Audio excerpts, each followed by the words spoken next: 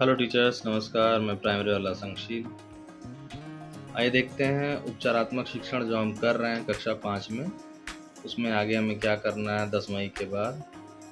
तो 13 मई को भाषा में पात्रों संवाद के आधार पर रोल प्ले कराना है।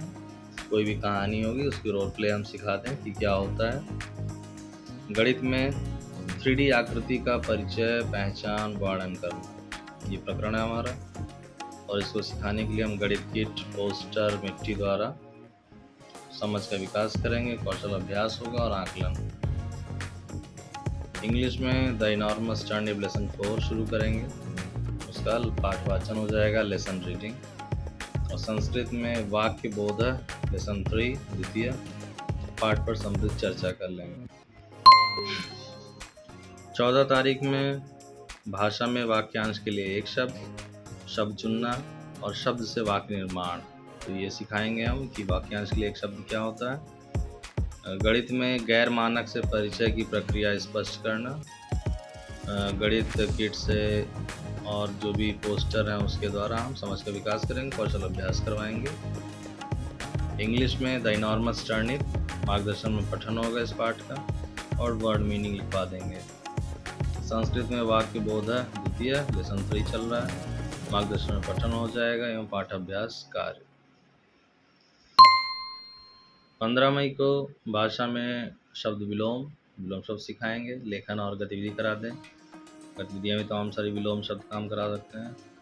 और वाक्य निर्माण इसको सिखाएंगे। गणित में मानक से परिचय की प्रक्रिया समझना, जो गैर मानक पिछले दिन हो गया, इस बार मानक। और फीता, कटआउट, रस्सी, पटरी, लीटर इत्यादि द्वारा कौशल अभ्यास एवं गृह कार्य इतना करना है। इंग्लिश में द इनॉर्मस टर्निप लेसन का एक्सरसाइज करवा लें, question answer, fill in the blanks, word meaning. और संस्कृत में लेसन 3 वाक्य बोध द्वितीय, इसका पाठ अभ्यास कार्य हो जाए और साकार पत्र। 16 मई को भाषा में समानार्थी शब्द, उसका अभ्यास, उसकी समझ बताएं और दुकान शब्द पर कार्य कर लें। दुकान शब्द क्या होता है लिखवा लें। गणित में विभिन्न आकृति परिमाप पर आधारित प्रश्न हल करना, आकृतियों पर। धारिता मापक, पटरी किट, रस्सी इत्यादि द्वारा समझ का विकास और कौशल अभ्यास हो जाए। ईवीएस में पाठ 1 का दोहराव करवा लें और जो कार्य पुस्तिका मिली है उस पर कार्य भी करवा लें अगर नहीं हुआ है तो।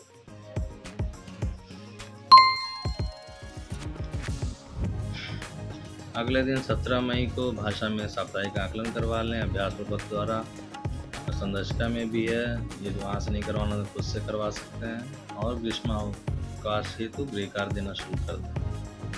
गणित में लंबाई, धारिता, वजन की समझ विकसित करना, इसको सिखाने के लिए लंबाई, धारिता, वजन, स्केल, फीता, पानी का बोतल, लीटर एक्सेट्रा ले लें, उससे समझ का विकास कराएं, अभ्यास कार्य।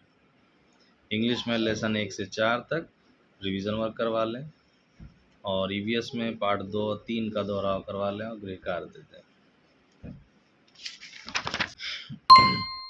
फिर आएगा 19 मई, 19 हमारे पठन का ग्रीष्मावकाश के पहले। 19 मई को फुल डे ग्रीष्मावकाश दे देंगे सभी विषयों। तो काम हमें करना है 19 मई 20 तक। फिर ऐसे वीडियो के साथ, तब तक के लिए मैं संक्षिप्त, गुड बाय।